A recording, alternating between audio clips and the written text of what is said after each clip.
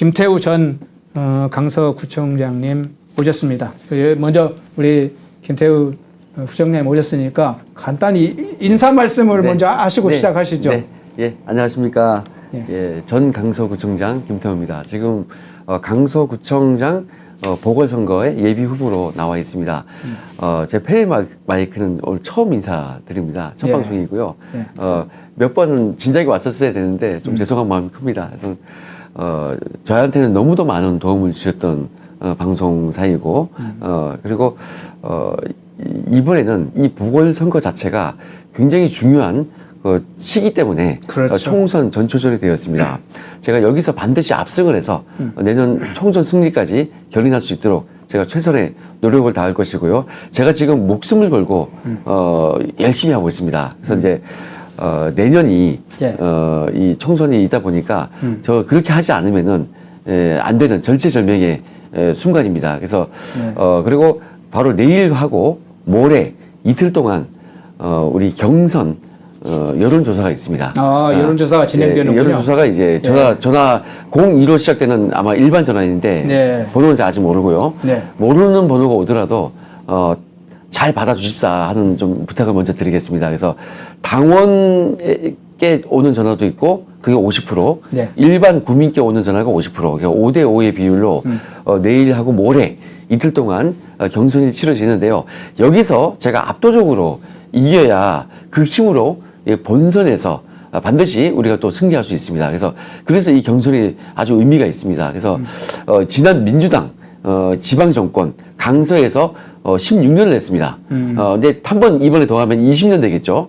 민주당 지방 독재 20년을 종식시키고 우리 국민의힘이 내년에 총선에서 크게 승리할 수 있는 교두보가 될 수 있도록 내일 확실하게 한번 믿어주십사 부탁을 좀 드리겠습니다. 예, 알겠습니다. 사전에 감사합니다. 이야기를 많이 해주셔서. 네. 자, 저는 이렇게 시작하겠습니다. 어려울 때 그 사람이 어떤 사람인지를 알 수 있다는 말이 있죠.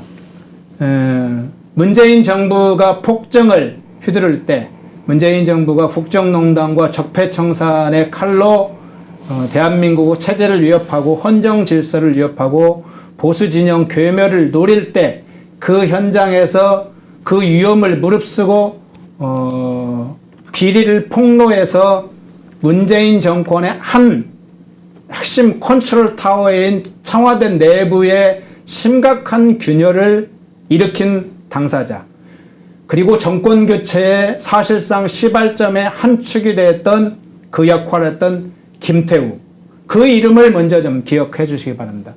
그래서 강서구청장으로서 김태우뿐만 아니라 우리 역사에 큰 기여를 했다는, 정권 교체에 큰 기여를 했다는 측면에서 평가해 주시고, 정말로 고난과 역경이 있을 때 빛나는 사람이 있다는 것도 기억을 해 주시기 바랍니다.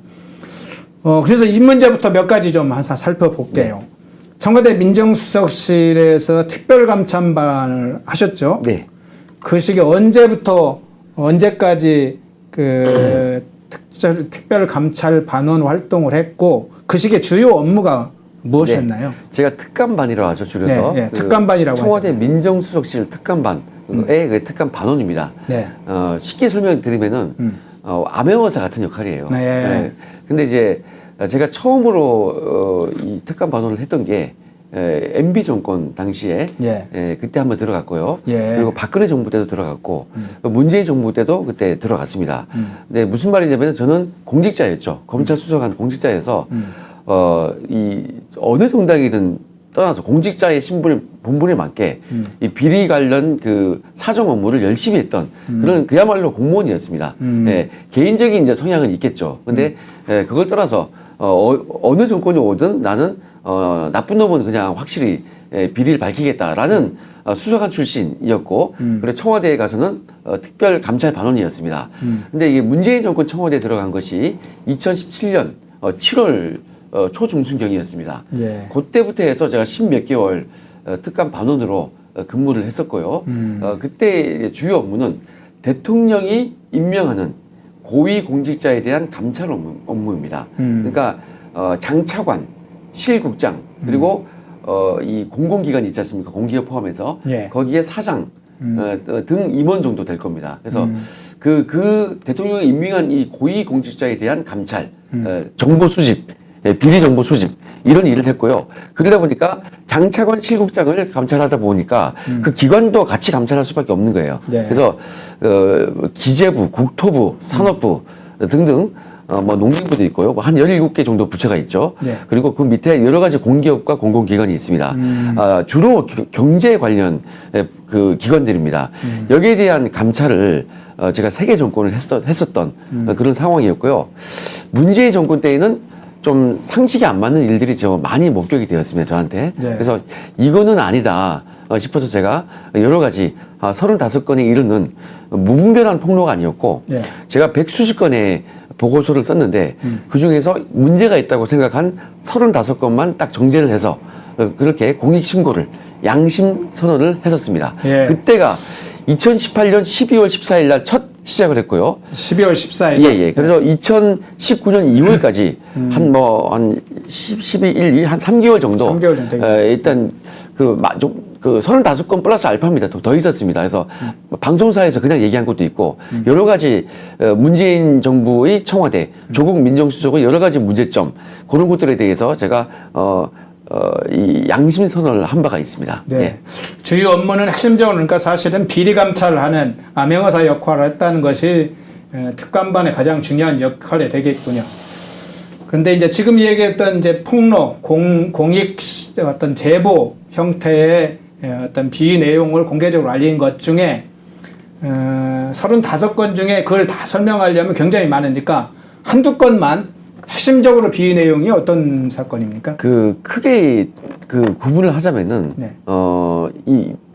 이 감찰 무마가 좀 컸어요. 감찰 무마. 그러니까 저는 여야 친여 공무원도 네. 고위 공직자도 친여 인사로 분류되는 사람도 있거든요, 성향이. 네. 그리고 친야 성향도 좀 있어요. 예. 그게 어느 정권에서 어떤 주요 보직을 승진을 했냐 이런 거에 따라 다른데 그게 좀 티가 나지 않습니까? 그래서 저는 그런 거 안 가리고 입수가 되고 제가 검증이 나름대로 IO로서 정보관, 감찰관으로서 이걸 좀 검증을 해서 이거는 비리가 있다라고 생각되는 거는 다 보고를 올렸어요. 보고서 뭐 엄청 많이 썼죠 그때 제가. 네, 그런데 어느 순간에 자기네 편 쪽에 친하다 싶으면은 안 하는 거예요. 그리고 우리 쪽에 친하다 싶으면은 보수 정권과 가깝다 하면은 그냥 찍어내는 좀 그런 상황이었습니다. 예. 그래서 대표적인 것이 이제 블랙리스트가 있었죠. 네. 환경부 블랙리스트로 유명해졌는데 네. 김은경 그 당시 문재인 정권의 그 장관이 환경부 장관이 네. 이걸로 확정 판결을 받았습니다. 네, 네. 직권 남용이죠. 네. 찍어내기로 이제 유죄를 받았고 네. 청와대의 신미숙 균형 인사비서관을 했던 사람이 또 유죄를 받았습니다. 두 사람 다 대법원 끝까지 확정 판결을 받았습니다. 네, 네. 그래서 확정이 된 거죠. 네. 그랬고 이건 직권 남용이고요. 그 유재수 감찰 무마와 같은 그 감찰 무마가 있었습니다.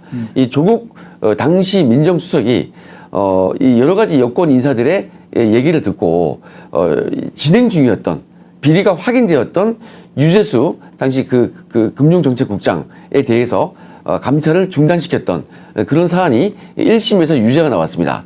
같이 공범으로서 유죄를 받은 사람이 바로 백원우 당시 민정비서관이었습니다. 네. 이런 식으로 네. 감찰 무마, 그리고 블랙리스트, 그리고 민간인 사찰 이런 부분이 있었다고 제가 35건의 공익 신고를 그때 했었던 것입니다. 네. 네. 아주 굵직굵직한 사건들이네요. 지금 얘기했던 조국 당시의 민정수석이 유재수 전 금융정책국장, 나중에는 부산시 경제부시장이 됐죠. 그런 감찰 무마한 사건, 환경부 장관의 블랙리스트 사건 또는 민간인 사찰까지 아주 굵직굵직한 사건을 비위를 사실 폭로를 했는데, 그런데 이게 청와대 내부가 그 사안에 대해서 우리는 이런 입장이었다고 하는 해명에서 그치지 않고 우리 김태우 당시의 특감반 오늘 수사관을 고발을 했죠, 임종석이가. 네네. 예, 그래서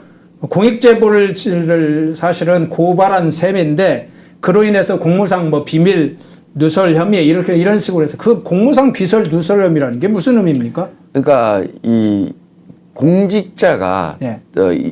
뭐 보안 서약서 쓰고 네. 그거를 외부에 알렸다는 건데 네. 그건 형식 논리고요. 네. 그 형법상에 있는 조항인데 네. 저는 좀 이런 내용 말씀드리겠습니다.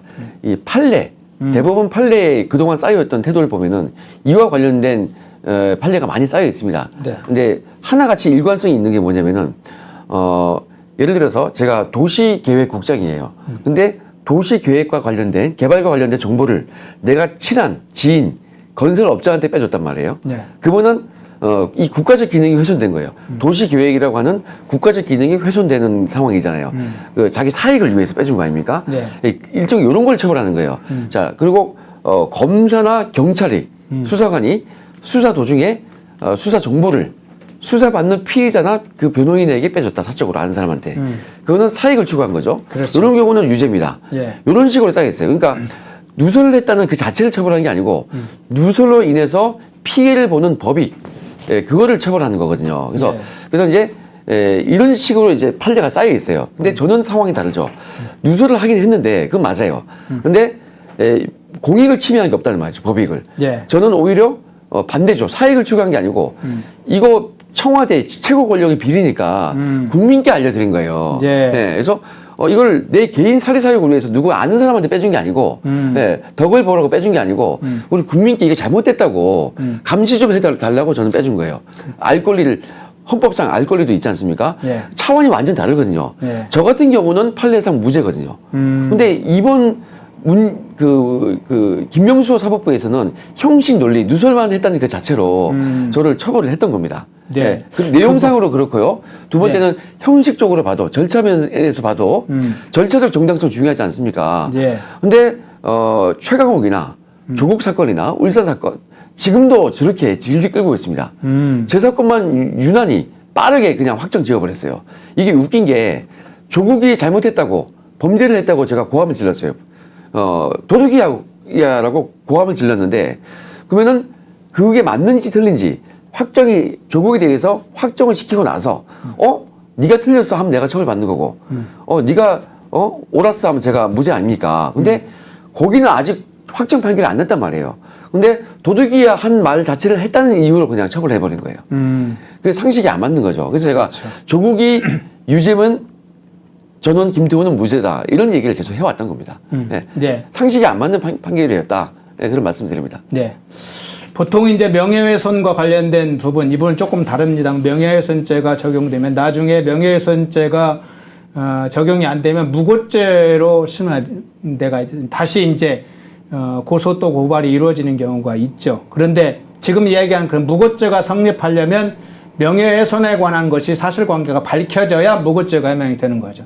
말씀하시는 것처럼 조국 관련된 비위 사태가 지금 재판에서 진행되고 있는데 그 비위 제보자에 대해서 공무상 비밀 누설 혐의에 대해서 유죄 일부죠. 물론 다는 아니고 일부에 대해서 유죄를 판결한 것 자체가 사실은 비정상적이다.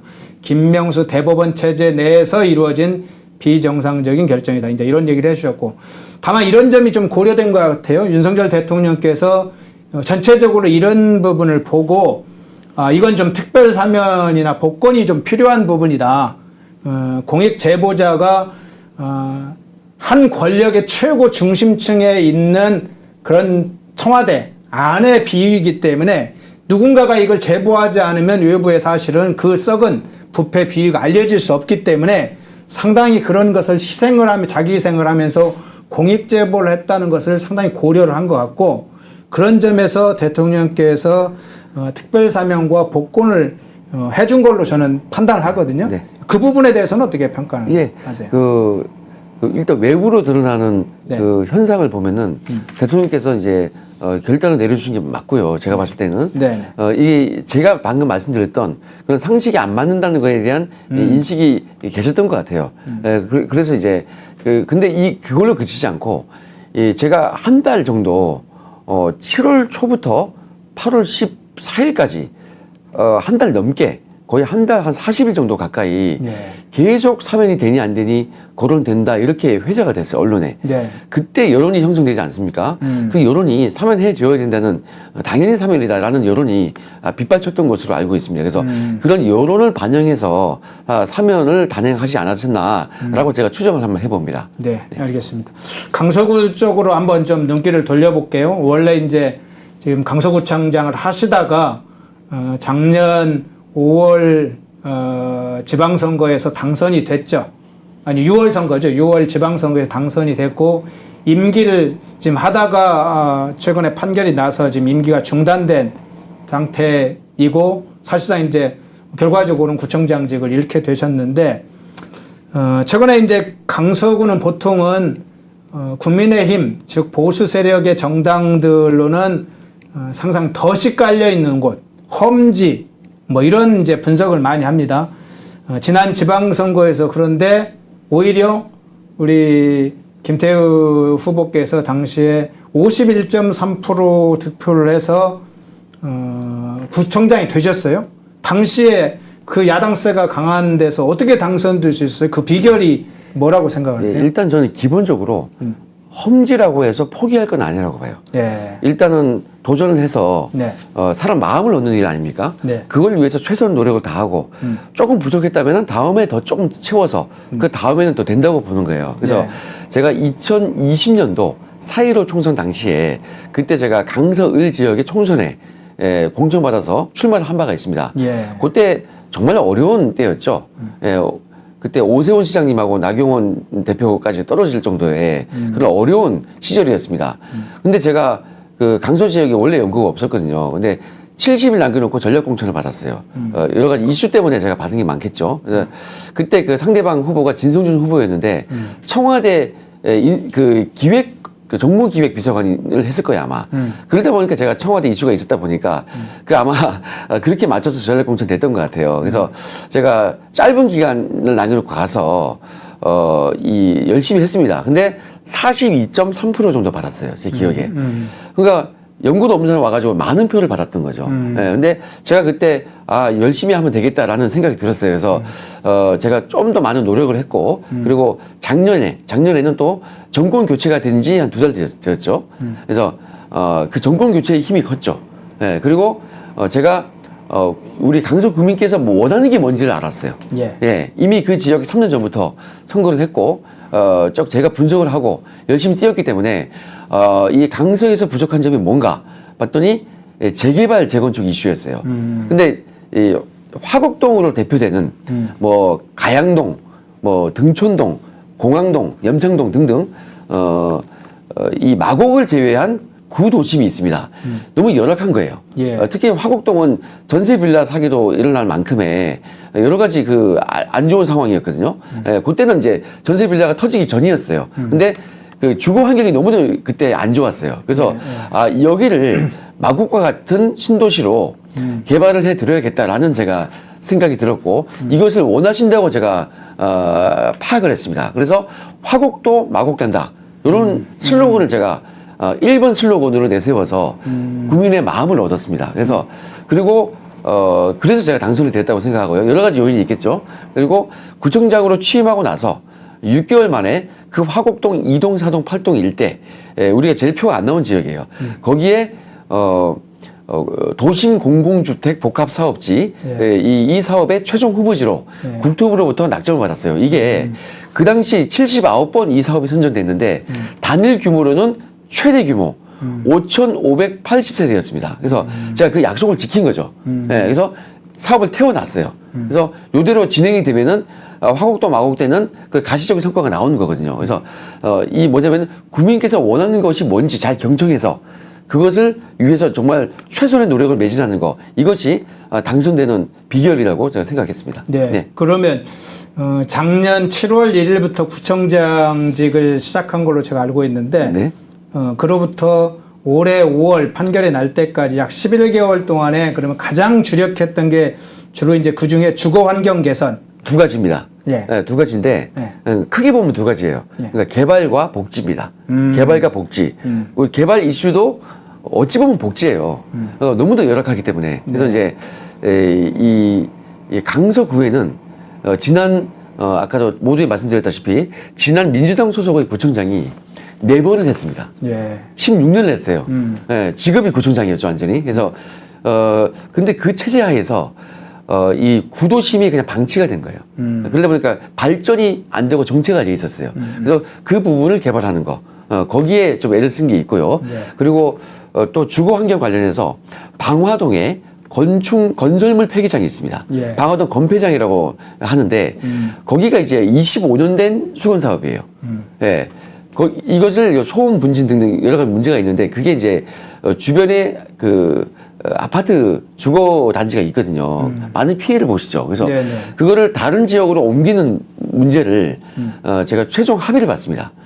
서울시장 오세훈 시장님, 그리고 김포시장 김병수 시장님, 그리고 강서구청장 저 이렇게 세 곳이 최종 협약을 했어요. 5호선 촬영기지하고 건폐장이 붙어 있거든요. 총 11만 평입니다. 그거를 5호선 연장해주는 혜택을 김포로 주면서 옮기면서 우리는 그런 이제 그 수건을 이룬 거죠. 그게 취임 이후에 4개월 만에 이루어진 겁니다. 협약이. 예, 그런 부분이 있고 아까 말씀드렸던 화곡도 마곡된다 그 슬로건을 위해서 공약을 약속을 지키기 위해서 화곡 248동 일대를 도심 공공주택 복합 사업지로 최종 후보지로 선정받는 이 두 가지가 굉장히 큰 거를 수십 년 수건 사업을 제가 6개월 내에 다 이루었고요. 예. 가시적 성과를 보여준 거죠. 나머지는 이제 복지예요. 저희 강서구는 사회적 약자가 엄청나게 많습니다. 네, 네. 임대주택 비율이 서울시 25개 자치구 중에서 10.22%, 그래서 1위입니다. 그리고 기초생활수급자가 2위입니다. 그리고 장애인 수가 28,400명으로 1위입니다. 그야말로 사회적 약자가 많아서 복지 비용이 많이 들어요. 근데 반면에 강서구의 재정 자립도가 20% 조금 못 들어요. 그러니까 챙겨야 될 분들은 많은데 돈이 없어요.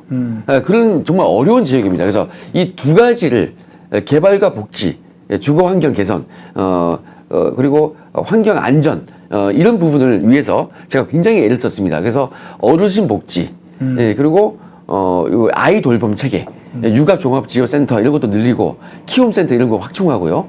그리고 이제 우리 아이 엄마들을 위해서 산후조리원 비용 올리는 부분 이런 걸 굉장히 제가 개선을 하기 위해서 노력을 했습니다. 그래서 이런 개발과 복지라는 이 두 가지를 위해서 그동안 11개월 동안 애를 썼는데 16년 동안 하지 못했던 일들을 저는 6개월 만에 이렇게 가시적인 성과를 보여드렸거든요. 그래서 이런 것만 봐도 과연 어느 정당의 이 지자체장이 왔을 때 과연 더 열심히 일을 하는가, 주민들을 위해서 누가 발전시키고 개발을 하는가, 그런 점을 제가 좀 많이 부각을 시키고 있습니다. 근데 우리 당이 좀 많이 어려운 지역은 맞아요. 하지만 당을 떠나서 지자체장은 민주당을 지지하는 분도 우리 국민이고 국민의힘을 지지하는 분도 우리 국민이에요. 오로지 지역에서는 지자체장으로서는 지역 국민들의 삶의 질 향상, 개발 복지 이것을 위해서 노력을 했을 때 그 마음을 얻는다고 봅니다. 그래서 이 패딩마이크 의뢰로 공정에서 여론조사 했을 때 저희 당은 9% 이상 지지만은 저는 3% 이상 이기는 걸로 나왔지 않습니까? 그것이 시사하는 바는 험지라고 겁내지 말고 와서 정말로 진정한 노력을 보이고 국민의 마음을 얻을 때 충분히 당선될 수 있다. 이렇게 제가 판단을 해봤습니다. 네, 알겠습니다. 마침 이제 여론조사 얘기를 했으니까 그 얘기를 한번 여쭤볼게요. 강서구 정당 지지율하고 예정 후보자 여론조사가 있더군요. 하나는 리얼미터 조사가 있고 또 하나는 공정 여론조사가 있는데요. 리얼미터 조사를 보면 정당 지지율에서 민주당은 47%, 국민의힘은 29.2% 이게 나와요. 그래서 17.8% 차이가 나는 게 있고 다른 여론조사 기관 또 하나의 여론조사 기구는 9% 차이로 나는 경우가 있습니까? 한마디로 국민의힘이 굉장히 열세다. 최소 9%에서 한 17%까지 민주당한테 정당 지지율에서는 밀린다. 이렇게 나왔는데 근데 그것과 달리 후보자를 놓고 인물의 경쟁력, 누가 적합한지에 대한 인물 적합도, 후보 적합도 조사를 해보면 민주당의 후보로는 현재 후보자로 확정 전략 공천을 받은 진교훈 전 경찰청 차장의 경우엔 30.1%, 우리 김태우 전 구청장은 29.9%에서 거의 또 동률이 나와요. 한 여론조사에서는 박빙 승부. 또 하나의 여론조사, 공정 여론조사를 보면 김태우 후보가 32.9, 진규훈 후보가 29.7로 3.2% 오히려 김태우 후보가 이 조사에서는 앞서는 걸로 나옵니다. 그러니까 정당에서는 상당히 지지율에서 밀리지만 인물 지지도에서는 상당히 이제 우리 김태우 후보가 앞서는 걸로 나오는데 전체적으로 인물 경쟁력에서 또는 인물 적합도가 높게 평가가 나옵니다. 그 이유를 좀 뭘로 지금 분석하고 계세요? 예, 내부적으로? 조금 전에 드렸던 말씀과 같이 예. 이 당과 관계없이 지자체장, 제가 국회의원이 아니잖아요. 예. 지자체장은 지역 국민들을 이 복지나 이 주거환경 개선, 개발 이런 거를 원하시는 걸 해드리면은 마음을 얻는다고 봐요. 그래서 아까 그 리얼미터 여론조사 결과를 보면은 정당 지지율이 17% 많이 나온다는 거 아니에요. 예. 예, 민주당이. 네. 근데 그 17% 정도가 저는 그 차이가 나는 분들이 저를 지지한다는 거 아니겠어요? 민주당을 지지했던 47% 중에 17%는 김태우를 또 지지한다는 거거든요. 그거는 그만큼 정당 지지하는 색채는 그렇다 하더라도 지역에서 발전시키는 거는 내 빌라를 아파트로 만들어주는 사람은 김태우다. 이런 신뢰가 있는 거예요. 예, 제가 그 공약을 걸었던 것을 약속을 지키는 모습을 보여줬고 이런 부분이 진정성, 약속을 지키는 책임 있는 행정을 하는 진정성 여기에 대한 신뢰가 있다고 봅니다. 네. 그러니까 이제 정치적인 판단의 지지율도 있지만 지자체 단체장으로서의 인물의 적합도 또는 구청장 업무 수행에 대한 평가 이런 게 이제 반영되어 있다는 의미죠. 네네. 네, 알겠습니다. 이제 국민의힘 경선 과정도 앞서서 얘기했는데 여론조사가 지금 내일 시작된다는 걸로 얘기해 주셨는데 후보자의 공천률이 지금 당원조사, 그러니까 선거인단으로 불리는 당원조사가 50% 반영되고 여론조사, 그러니까 일반 유권자들의 어떤 반영, 여론조사를 통한 반영이 50% 이렇게 반영되기로 결정을 그런 식으로 이제 합산해서 후보자를 선정하는 것인데 이제 국민의힘 내부의 지금 경선 과정에서 본인만의 어쨌든 내부 경선이니까 그 부분에서 가장 좀 부각시킬 어떤 포인트는 뭘로 지금 보고 계세요? 여론조사에서 나왔다시피 네. 제가 예비 후보가 총 3명이 있습니다. 네. 제가 있고 김명성 후보도 있고 네. 김진선 후보도 있는데 그 중에서 제가 그 여론조사를 보면은 당내 지지율이 압도적으로 1위예요. 네. 2위 후보가 2배 이상 차이 나는 걸로 그렇게 나와 있거든요. 네. 그러면은 어떻게 봅니까? 본선 경쟁력이 누가 압도적이냐, 이길 수 있는 후보가 누구냐, 이길 수 있는 후보를 좀 밀어달라. 이것이 제가 생각하는 부분입니다. 네. 그리고 강성 국민께 누가 이 마음을 얻었냐. 이 취지는 무슨 말이냐면 약속한 것을 제대로 이행한 사람이 누구였냐. 이것만 봐도 본선 경쟁력이 있다라고 제가 판단이 되거든요. 그래서 그 점을 보고서 내일 그리고 모레 이틀 동안 이 경선 여론조사 전화가 옵니다. 예. 그래서 02로 시작되는 모르는 번호가 오더라도 잘 좀 받아서 김태우를 딱 찍어가지고 예. 본선 경쟁력에서 1위를 하는 당선을 될 수 있는 후보를 내서 주십사. 압도적으로 이길 수 있도록 그렇게 힘을 한번 몰아주십사. 제가 부탁을 드린 겁니다. 네. 네. 이길 수 있는 후보, 경쟁력, 또 하나는 주민들로부터 신뢰받는 후보, 뭐 이 부분을 좀 네. 강조를 하신 것 같은데요. 요 이제 내부 이제 경선 과정에서의 어떤 핵심적인 포인트 전략이라고 할 수 있고 본선으로 가면 이제 민주당 후보하고 경쟁을 하지 않습니까? 네. 그러면 그 민주당 후보하고의 싸울 때 필승 전략 또는 네. 경쟁력 우위 포인트 네. 그건 또 어떻게 보세요? 네. 그 이미 말씀드렸다시피 네. 저는 신뢰가 있어요. 저 김태우가 그러니까 민주당 입장에서 민주당 지지자 입장에서 저쪽이긴 한데 이 친구 진짜 약속 지키네. 네. 와 진짜 화곡동이 뭐 따냈구나. 이런 모습을 제가 보여드렸지 않습니까? 바로 그겁니다. 네. 저는 이 구청장을 이미 1년 가까이 했지 않습니까? 네. 하면서 성과를 보여줬고 반면에 이제 상대방 후보는 경찰관을 하다가 치안 전문가예요. 근데 이미 장서구에는 치안 관서가 있어요. 경찰서가 있어요. 일 잘하고 있거든요. 네. 그거 중복되는 사람이 왜 오냐 이거죠. 예. 치안하러 올 거냐 이거죠. 그리고 야당 후보예요. 과연 이 정부에서 뭘 얻어올 수 있냐, 중앙정부에서. 저 같은 경우는 국토부, 뭐 기재부, 뭐 등등 경제부처로 보건복지부 이런 데로부터 많은 것을 얻어낼 수 있는 네트워크와 힘이 있습니다. 그 접근 방법까지 알고 있어요. 그리고 서울시도 우리 당 시장님 아닙니까? 오세훈 시장님. 그러니까 중앙정부와 서울시로부터 우리가 재정자를 또 낮다고 얘기했잖아요. 따올 수 있는 사람 누굽니까? 저지 여당의 젊고 힘 있는 후보고 약속을 지켰던 힘 있는 예비 후보고 정정하겠습니다. 좀 예민하니까 예비 후보입니다. 그런 능력이 있는 예비 후보이기 때문에 이 상대방은 야당 소속 아닙니까? 야당 소속이 어떻게 그걸 따올 수 있냐 이거죠. 그래서 지역 개발하고 발전시키는 데는 김태우가 참 적정하다. 이런 부분이 매우 차별화된다라고 말씀을 드릴 수 있겠습니다. 예. 네. 거의 이제 마지막 질문 한두 가지만 질문을 좀 드릴게요.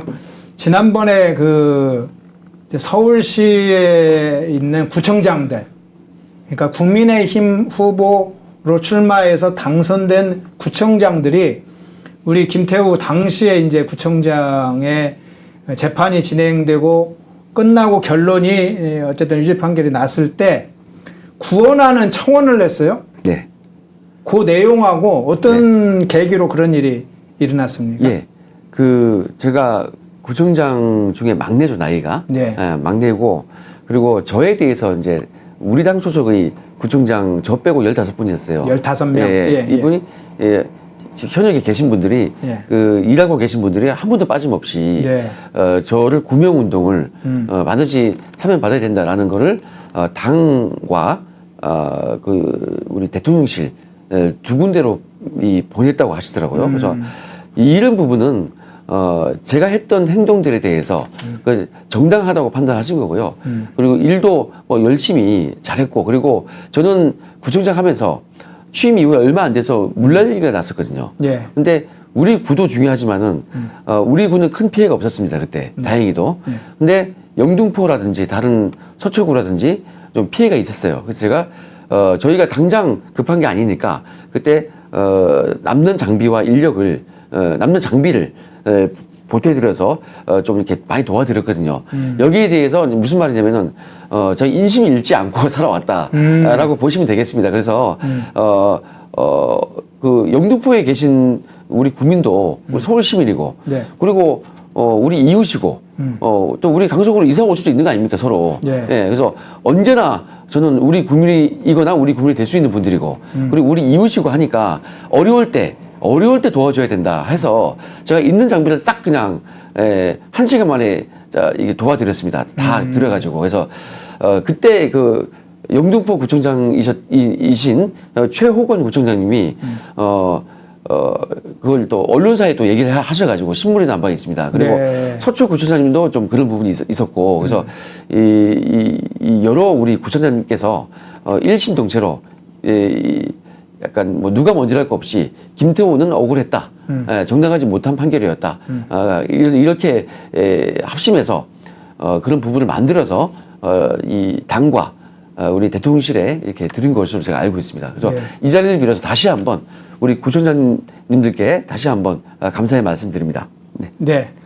당시에 저도 이제 내용을 보고 국민의힘 서울시 구청장들 단 한 명도 빠지지 않고 다 사면을 촉구하는데 함께 힘을 모았다. 그러면 김태우 당시의 강서구청장이 상당히 구청장 내에서 평가를 높게 받고 있구나. 대부분은 이제 국민의힘 내부의 어떤 여러 가지 분영상 일부 사람들이 되게 참가를 안 하고 그러는 경우도 가끔 있는데 단 한 명도 예의 없이 정확히 말씀드리면 이제 지난 지방선거에서 17명이 당선됐어요. 저 포함해서. 그랬군요. 근데 저 빼고 16분인데 이제 용산구는 좀 이렇게 좀 상황이 그래서 현직이 지금 확실하게 뭐 열심히 일하고 계시는 15분이 빠짐없이 이제 저를 탄원을 해주신 겁니다. 그래서 아주 높게 평가를 받았다 이렇게 이제 그런 점으로 생각이 들었는데요. 하여간 어려운 시기 때 어려운 일을 극복해가는 데서 빛나는 사람들이 있습니다. 이제 그런 점을 생각해 주기 바라고 마지막으로 지금 뭐 여론조사도 앞두고 있긴 하지만 전체적으로 10월에 보궐선거를 앞두고 있다는 점도 고려를 해주시고 또 뭐 강서구에 살지 않는 시청자들도 많이 있으니까 그런 점도 고려해서 마지막으로 좀 하고 싶은 말이 있으면 네. 예, 지난 민주당이 집권했던 강서구 16년 집권했던 그 강서구에서 어떤 일이 있었습니까? 개발은 되지 않고 주거 환경은 아주 열악해졌습니다. 다른 도시가 발전되고 있는 상황에서 강서구의 구도심은 그야말로 발전이 더디어 있었습니다. 저는 이것을 취임한 지 6개월 이내에 건폐장도 이전하는 합의를 받고 곰달래로 일대, 화곡동 일대의 도심 공공주택 복합 사업을 최종 후보지로서 따내는 쾌거를 단시간 내에 가시적인 성과를 이뤄냈습니다. 이런 점에 대해서 저에게 이미 신뢰감을 갖고 계시지만은 다시 한번 저에 대해서 신뢰를 가져주시기 바랍니다. 지금 강서구 전역에는 진보당에서 현수막을 널리 걸고 있습니다. 거기에 무슨 말이 있냐면은 강서구청에 남은 돈 1,057억을 어떻게 나눠 쓸지에 대해서 의견이 있습니다. 근데 그 얘기는 여기에 대해서 많은 국민들께서 이렇게 얘기하십니다. 김태우 청장이 돈 많이 아꼈네. 많이 절약했네. 예, 그렇습니다. 저는 함부로 보도블록을 연말에 뒤집지 말라고 지시했고요. 그리고 원가 절감 체계를 만들어서 위원회를 만들어서 그야말로 10원짜리 한 장 허투루 쓰지 않도록 아껴왔습니다. 그래서 이 1,000억 넘게 1년도 안 돼서 1,000억 넘게 아낀 점만 보더라도 제가 얼마나 이 구정에 임하는 자세가 오로지 국민만을 위한 복지, 개발 여기에 방점이 있는지를 알 수가 있을 것입니다. 이 김태우는 중앙정부와 여당 쪽에 네트워크가 있습니다. 우리 강서구는 강서구 자체로 할 수 있는 일이 없습니다. 재정 자립도가 20% 정도밖에 안 됩니다. 이런 강서구가 발전되기 위해서는 젊고 힘 있는 저 김태우가 이 중앙 무대에 힘을 얻어와서 강서구를 발전시키는 것 이것이 유일합니다. 이 김태우를 선택하실 때 강서구의 국민들께서 삶의 질이 현격하게 확연히 질이 높아질 것입니다. 이 김태호를 확실하게 밀어주시면은 그야말로 행복한 강서 여러분께 안겨드릴 수 있을 것입니다. 네, 감사합니다. 예, 오늘 전 강서구청장 김태우 전 강서구청장 모시고 과거에 있었던 비위 그리고 지금 시작된 강서구 보궐선거 관련된 어떤 경선 과정 또 특히나 이제 정당에서 어려움을 겪고 있지만 인물 경쟁력으로 뚫고 나가고 있는 김태우 구청장 모시고 관련된 소식 또 준비된 현황 또 전략 이런 얘기 들어봤습니다. 오늘 좀 대담해 주셔서 고맙습니다. 네, 예. 자, 한 가지만 좀. 네네, 그러시죠. 지금 제가 예비 후보 체계이고, 네. 지금 경선 경쟁 구도입니다. 네. 그래서 저 외에 두 분도 네. 아주 훌륭하신 분이 계신데, 네. 지금 뭐 어떤 뭐 예를 들어서 그 지지율이 전혀 결집이 안 된 상태예요. 근데 상대방 후보는 이미 일주일 전쯤에 최종 전략 공천을 받아서 확정이 됐어요. 네. 거기에는 결집이 되었고, 저희는 약간 내부 경쟁 중이라 지금은 지지율이 조금 미약할지라도 그렇겠죠. 예, 저희가 이제 이번 주말에 경선으로 최종 후보가 확정이 되면은 예, 그때는 저희가 엄청난 시너지 효과로 상대방 후보를 압도할 수 있을 것으로 생각이 됩니다. 네. 예, 고무적으로 생각하시고 응원을 한번 해주시기를 다시 한번 간곡히 부탁드리겠습니다. 예, 김태우 전 강서구청장이었습니다. 여러분들 많이 응원해 주시길 부탁드립니다. 고맙습니다. 고맙습니다. 감사합니다. 네. 네.